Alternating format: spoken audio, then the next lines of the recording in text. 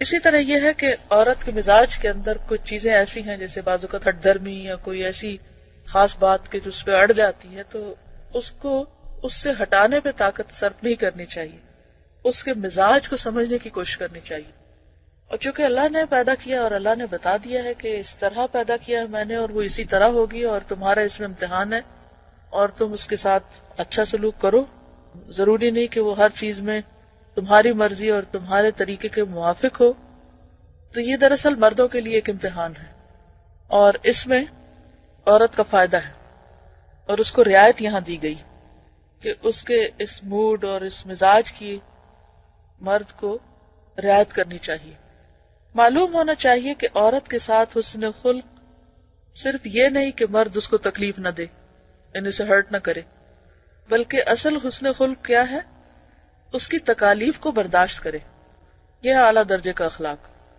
تکلیف دینا تو درکنار، اگر تکلیف پہنچے تو اس کو بھی برداشت کرے، اس کے غصے اور جوش پر حوصلے سے کام لے، کیونکہ عورت جلدی غصے میں آتی اور اس کا کلام، گفتگو اور بہت سی چیزیں جو ہیں وہ جوش پر مبنی ہوتی ہیں، ہوش سے زیادہ.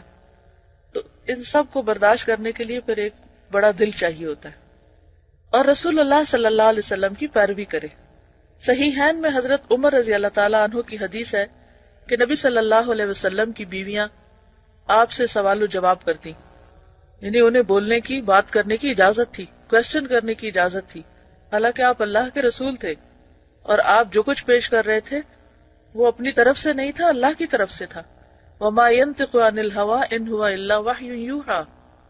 لیکن اس کے باوجود آپ کے ازواج مطہرات آپ سے ہر طرح کے سوال کر لیا کرتی، بعض دین کے احکامات کے بارے میں بھی آپ سے حکمت یا وجہ معلوم کرتی، اور کوئی ان میں سے سارا دن آپ سے نہ بولتی، ناراض ہو جاتی. اور یہ حدیث مشہور ہے. تو اس سے کیا پتہ چلتا ہے کہ یہ عورت کے مزاج میں ہے، ناراض ہو جانا، خفا رہنا، اور مرد کو چاہیے کہ اس معاملے میں وہ حوصلے سے کام لے اور اس چیز کو برداشت کرے. چوتھی یہ کہ اس سے ہنسی مذاق کرے. نبی صلی اللہ علیہ وسلم اپنی بیویوں سے ہنسی مذاق کرتے تھے. آپ صلی اللہ علیہ وسلم نے جابر رضی اللہ تعالیٰ عنہ سے فرمایا، تو نے کنواری سے کیوں نہ نکاح کیا کہ تو اس سے کھیلتا اور وہ تجھ سے کھیلتی، یعنی باہم دونوں کے درمیان بے تکلفی ہونی چاہیے. البتہ ان باتوں کی ایک حد ہونی چاہیے. عورت سے اتنا نہ کھلے کہ مرد کی حبت ہی جاتی رہے، اس میں اعتدال کو ملحوظ رکھے، کیونکہ بہرحال اللہ نے مرد کو قوام بنایا، گھر کا ذمہ دار بنایا، اور اس کا اپنا ایک مقام ہے. فرینکنس اور فری ہونے کا مطلب یہ نہیں کہ انسان دوسرے کے مقام مرتبے سے اس کو پامال کر کے روند کے آگے بڑھ جائے کہ میں تو، یعنی اس سے ناجائز فائدہ نہ اٹھائے. سے ہوتے ہیں لیکن بعض اوقات وہ تکلیف دہ بھی ہوتا ہے. تو صحیح حدیث میں ہے کہ عورتوں سے اچھا سلوک کرو کہ وہ پسلی سے پیدا ہوئی ہیں، اور پسلی کا سب سے ٹیڑھا حصہ اس کا اوپر کا حصہ ہے.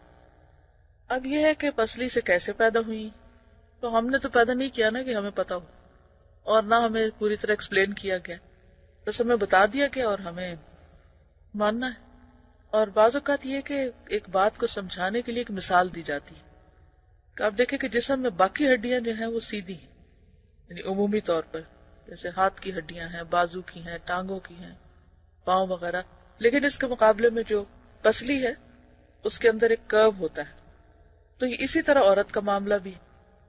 تو کہا کہ اگر تم اس کو سیدھا کرنا چاہو گے تو توڑ دو گے، اور اگر چھوڑ دو گے تو وہ ٹیڑھا ہی رہے گا، کیونکہ پسلی کا حسن ٹیڑھا ہونے میں ہے، اس کا حسن سیدھا ہونے میں نہیں ہے.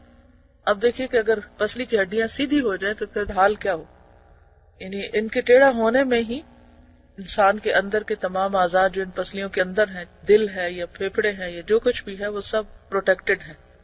تو پسلی کے ٹیڑھا ہونے کے اپنے کچھ فائدے ہیں. تو اگر کوئی شخص پسلی کو سیدھا کرنے پہ لگ جائے گا تو اس کو فائدہ کوئی نہیں.